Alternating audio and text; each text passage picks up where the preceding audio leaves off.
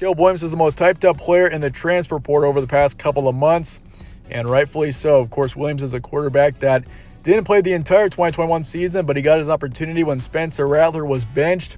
And ever since, Caleb Williams, of course, the second half of the season, he overall played really well and definitely looked like one of the most talented players in the country when he played for the Sooners in the second half of last season. But how will this affect the Trojans going into 2022, landing such a huge prospect in Caleb Williams?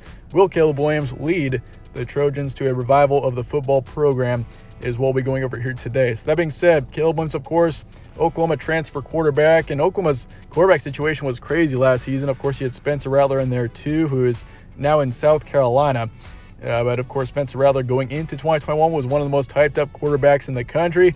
And you can see why. If you look at Spencer Rattler's stats from 2020 and how he played, Rattler was a very hyped up quarterback going into 2021. So it was a huge disappointment when he didn't really live up to those predictions, and Rattler turned out to not quite be as good as we had thought. But Caleb Williams stepped into the situation and overall played really well for Oklahoma. And he did have a couple of not so good games. The particular one that first comes to mind was that Kansas game. But Caleb Williams in the end did lead this team to a good bowl victory against Oregon in the Alamo Bowl. So Caleb Williams, though, he's a quarterback that definitely shows tremendous potential for the future. That's why he was such a hyped up quarterback in the transfer portal, is because of the high ceiling that he has. He's a quarterback that really, he's a young guy, and he definitely shows tremendous potential for the future. So for USC, this is a huge deal for them. And of course, Lincoln Riley leaving OU for USC, that was a massive story. No one really saw that coming, that's for sure. But it's a good opportunity for Lincoln Riley, I suppose. But he's definitely, I think for Caleb Williams, that was a huge influence on going to USC, his former head coach Lincoln Riley going to USC. So Williams, definitely, I think USC and Lincoln Riley had a big impact on bringing Williams in. But nonetheless, this team, one of the biggest disappointments in college football last year, no doubt. They went 4-8. Which was a huge disappointment. Of course, the quarterback situation was great for this team, it looked like last season. Kadon Slovis was a very promising quarterback. He played pretty well going into 2021. So there was a lot of promise around him. This team was returning a lot of talented players. And so, it looked really good for the Trojans, but turned out to be just a very disappointing season. But heading into 2022 now, this is a football team that does lose some talented players for sure on both sides of the ball. But definitely, I think Caleb Williams, and you also got to remember, this team also brought in Travis Dye from Oregon, a running back who played excellent last season. He was a huge influence on that Oregon football team last year. He was by far the best running back in the backfield last year for the Ducks.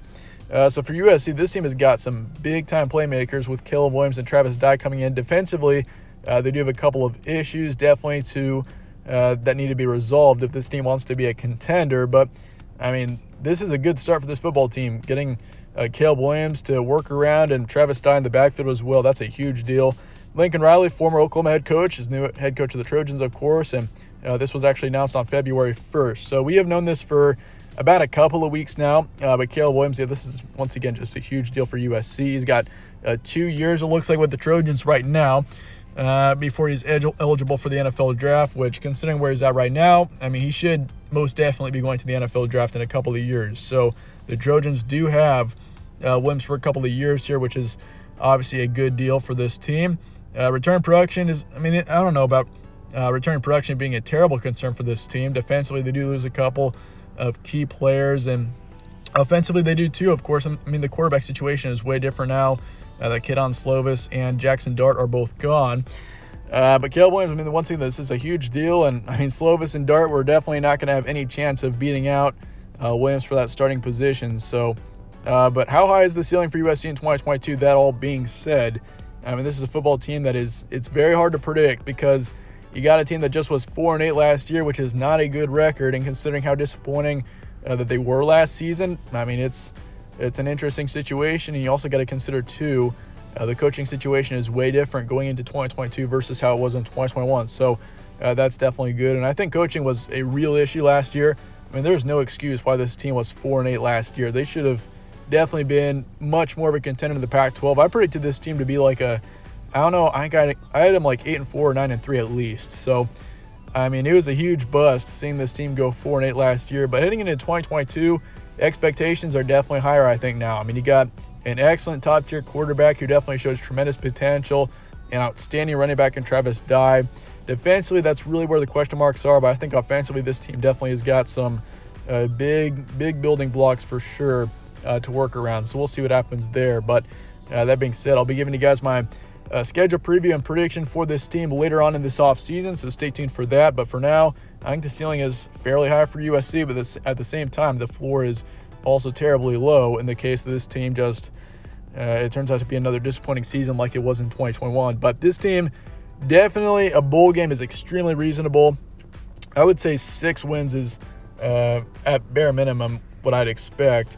Potentially 8-9 wins, maybe even 10. We'll see what happens for USC. But let me know your thoughts in the comments below on this Trojan team, and I appreciate you guys all watching. Stay tuned for more from All Sports Central. Catch you on the next one.